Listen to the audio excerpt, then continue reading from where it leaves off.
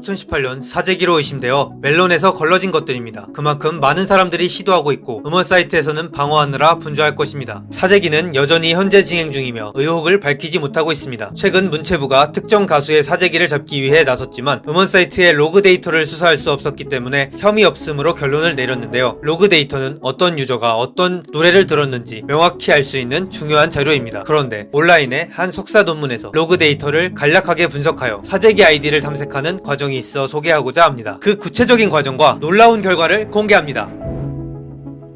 A곡이 발매됐습니다. 발매 후 디바이스 종류, 재생시간, IP 자료를 수집합니다. 그리고 1차 조사를 진행합니다. 5일간 재생 기록을 분석해 기록이 특이한 계정을 찾습니다. 남들 다 자는 새벽 시간대 시간당 5회 이상 노래를 재생하는 계정 869개를 찾아냅니다. 이들은 하루 최소 21회에서 최대 420번 노래를 듣는 사람들이었습니다. 무슨 이마트 노동요 듣는 것도 아니고 말이죠.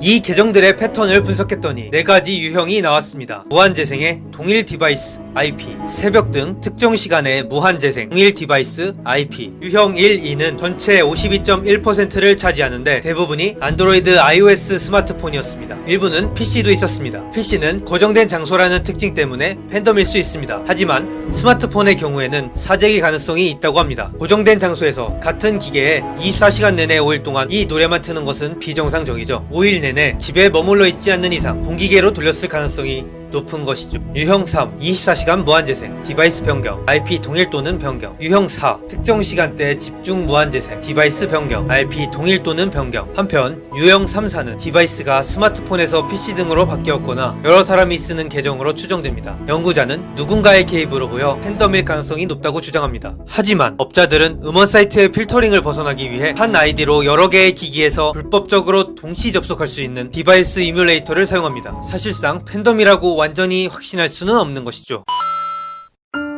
사재기 계정을 더 찾기 위해 추가 조사를 진행합니다. A곡이 발매된 날 A곡만 24시간 듣는 계정을 찾기로 했습니다. 찾아보니 56개였습니다. 이 중 동일 디바이스 IP로 재생한 계정은 27개였습니다. 이들은 앨범 전후 3개월 총 6개월을 추적해봅니다. 좀 더 자세히 파헤쳐보니 9개 계정은 매우 의심스러웠습니다. 5개 계정은 A곡을 발매한 후 신규 가입을 했고 4개월 동안 이 앨범만 재생했습니다. 오직 A곡을 재생하기 위해 만든 계정처럼 보입니다. 3개 계정은 A곡 발매 전 특정 아티스트 곡만 재생하다가 A곡 발매 후 꾸준히 이 노래만 듣습니다. 뭔가 작업용 계정 느낌이 납니다. 한 개의 계정은 A곡 발매 날에만 24시간 재생하다 가치를 감췄습니다. 타깃을 정해서 사재기하는 계정일 가능성이 높습니다. 이들은 2달 동안 최대 한도인 1.2만 건을 들었습니다. 나머지 16개 계정은 기타 앨범도 꽤 들은 것으로 보아 팬덤일 것으로 추정하였습니다.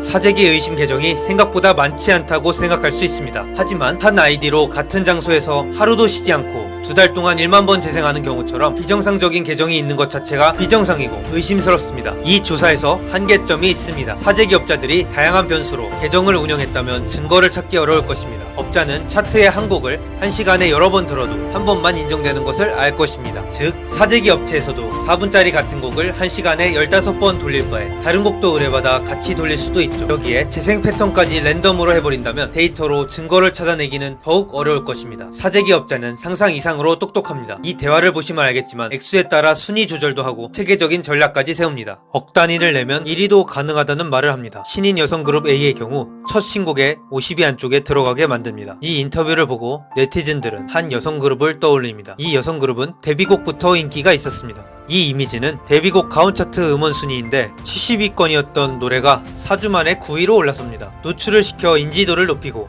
다음 미니 앨범은 30위권 안쪽으로 올립니다. 실제로 다음 미니 앨범은 14위로 진입하여 4위까지 올라갑니다. 그 후 다음 곡에서는 21위 진입해 2위로 올라섭니다. 그리고 다음 곡은 진입 1위가 됩니다. 한밤에 TV연예라는 프로그램에서 인터뷰가 공개된 것이 상당히 오래전입니다. 지금은 얼마나 고도화되었는지 상상이 가지 않습니다. 그런데 직접적인 책임이 있는 음원 사이트는 소극적인 태도로 일관합니다. 2018년에도 사재기에 대한 구체적인 보도가 등장했습니다. 그럼에도 음원 사이트 측은 수사기관에 의뢰는 하는가라는 질문에 아이디 도용을 막기 위해 내부적으로 조치를 취했다. 수사 의뢰는 상황을 보고 결정하겠다 라며 소극적인 대응을 했고 결국 사태를 키운 원인이 되었습니다. 최근 이 사이트가 개최한 시상식에서도 사재기 의심 가수들은 제외하는 모습을 보였는데요. 지금도 사재기 논란을 충분히 인식하고 하고 있음을 방증하는 것입니다. 하지만 어떤 조치도 없죠. 물고 물리는 전쟁터를 끝내는 방법은 정부기관의 확실한 조사를 통해 법, 제도적 장치를 마련해야 할 것이며 음원 소비자들도 현명하게 분별할 필요가 있습니다. 무엇보다 사재기를 통해 회사를 키워보려는 명세 기획자와 매출 부진 만회를 위해 사재기를 해보려는 대형 기획사가 있다면 돈과 일시적인 명예, 거짓 인기가 전부라는 허상에서 벗어나야 합니다. 도의에 어긋난 행위는 결코 오래갈 수 없기 때문입니다.